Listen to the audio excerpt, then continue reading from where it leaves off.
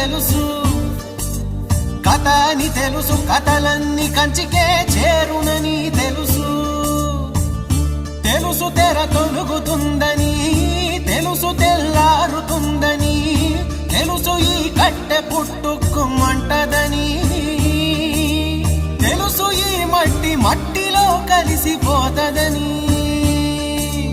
ఇన్ని తెలిసి ఇరకాటంలో పడిపోతావు ఎందుకని? మాయ